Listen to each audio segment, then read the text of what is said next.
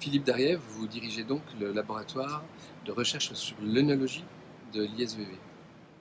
Donc, effectivement, c'est un laboratoire qui a été créé il y a plus de 50 ans, ici à Bordeaux, et qui s'intéresse à valoriser et préserver la qualité des vins.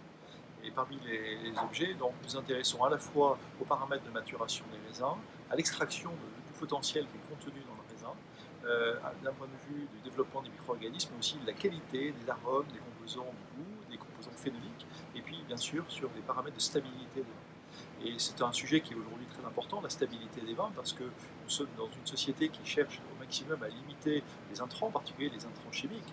Et il est important de rappeler cette phrase de Pascal Hérault-Gaillon, qui a dirigé pendant très longtemps cet institut, qui est celle que le produit naturel de l'évolution du vin, c'est le vinaigre. Donc, le vin, dans son évolution, elle doit être guidée, surveillée pour éviter que justement on arrive vers une boisson banalisée, qui ne procure plus aucun plaisir. Donc c'est le rôle de l'œnologie que de contribuer à aider les vinificateurs, les producteurs, pour faire en sorte que le vin soit une source de plaisir, de ravissement, et aussi qu'il puisse être conservé dans sa conservation en bouteille pour apporter du plaisir pendant de nombreuses années. On essaye par exemple de limiter à l'heure actuelle les taux de produits soufrés, de sulfite par exemple. Voilà, donc ça c'est effectivement un des enjeux, de diminuer l'usage du SO2 qui est utilisé depuis 300 ans en œnologie. Donc on peut contribuer à diminuer les doses. Beaucoup d'efforts ont déjà été conduits dans cette optique-là, et donc nous travaillons sur cette question-là. Il convient ensuite d'être réaliste sur le fait que d'envisager l'évolution d'un vin sans aucune utilisation du SO2 conduit non pas simplement quelquefois, mais fréquemment à des vins altérés. Il convient de le dire. On travaille notamment à expérimenter des procédés qui permettent de limiter les apports soufrés sans les annuler totalement. Absolument, c'est ça. Voilà. Donc il y a des procédés à la fois de stabilisation par rapport aux micro-organismes qui sont présents dans le vin, des procédés qui permettent de limiter l'évolution oxydative des vins, donc en particulier par des stratégies d'inertage. Ces procédés donc, ils sont mis en œuvre dans le cadre de notre chai expérimental, dans le cadre des modalités d'élevage des vins que l'on a, et ils ont vocation, c'est ça l'objectif de notre activité de recherche, à être mis en œuvre dans les propriétés viticoles.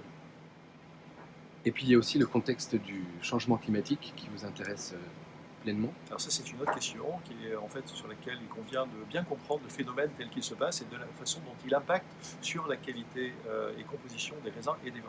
C'est un phénomène complexe parce que dans le cadre du changement climatique, il y a à la fois l'augmentation de la température, l'augmentation de température qui va impacter sur la maturation des raisins, donc il va donner des vins qui seront moins acides, des vins qui seront moins marqués par des caractères végétaux. Donc ça, c'est un caractère qui peut avoir une dimension d'avantage, mais aussi des vins qui peuvent être plus fréquemment marqués par des notes de fruits surmûris, donc qui peuvent impacter négativement sur le potentiel de vieillissement des vins. Les vins auront moins la possibilité de vieillir.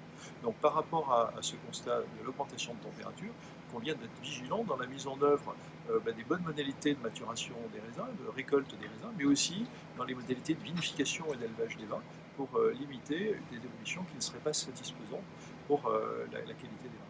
L'autre volet associé au changement du climat, c'est la confrontation à des phénomènes climatiques violents, grêles, des pluies diluviennes, donc qui vont, dans le cadre de la maturation, faire augmenter le volume des raisins, favoriser le développement de champignons cryptogames, et en face desquels aussi il convient d'apporter des éléments de réponse pour les vinificateurs.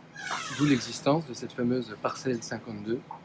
Alors effectivement, cette parcelle 52 cépages, donc, qui a été un projet porté par mon collègue Kees van de Ven, donc, vise à s'intéresser aux potentialités de cépages qui sont cultivés un petit peu partout dans le globe pour répondre à la question du réchauffement climatique. Donc est-ce que certains cépages cultivés ailleurs qu'à Bordeaux, demain, pourront remplacer les cépages que l'on cultive?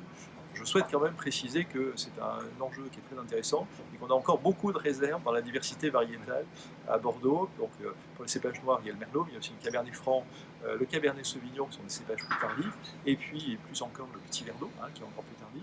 Sur les cépages blancs, on a le Sauvignon, le Sémillon, la Muscadelle. À l'intérieur de ces cépages, il y a aussi une diversité des individus. C'est-à-dire qu'on peut aussi imaginer demain cultiver au sein de ces cépages des individus qui soient un petit peu plus tardifs et donc qui soient mieux à même à répondre aux attentes des vinificateurs et viticulteurs.